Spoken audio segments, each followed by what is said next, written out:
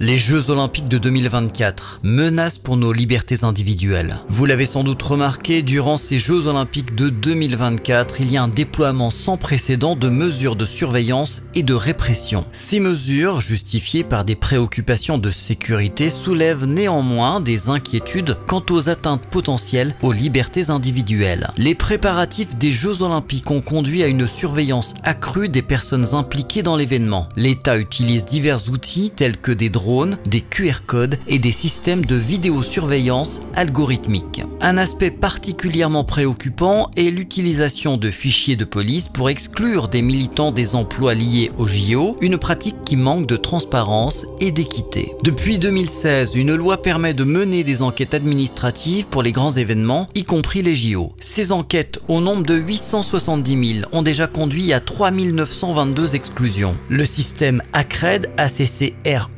qui interconnecte 14 fichiers de données, permet une surveillance massive et souvent arbitraire en utilisant des bases de données comme le TAJ et les fiches S. Ces enquêtes administratives ont des conséquences graves pour les personnes concernées. Des militants ont vu leur accréditation refusée sans explication ni possibilité de recours. Ces refus, souvent basés sur des informations incorrectes, entraînent des pertes financières et professionnelles, stigmatisant les individus comme des menaces pour la sécurité, simplement en raison de leurs activités militantes. Cette pratique criminalise l'activisme et empêche la critique et la contestation des JO, portant atteinte aux principes démocratiques fondamentaux. Un autre volet inquiétant de cette surveillance renforcée est l'acquisition discrète par la ville de Saint-Denis d'un logiciel de vidéosurveillance algorithmique pour un coût de 118 000 €. Ce logiciel, développé par la société 2Eye, sera utilisé pour détecter des situations comme des objets abandonnés, des mouvements de foule ou des armes pendant les JO. La loi sur les Jeux Olympiques autorise l'expérimentation de cette technologie jusqu'en mars 2025. Environ 50 caméras seront couplées à ce système pour les JO et les Jeux paralympiques.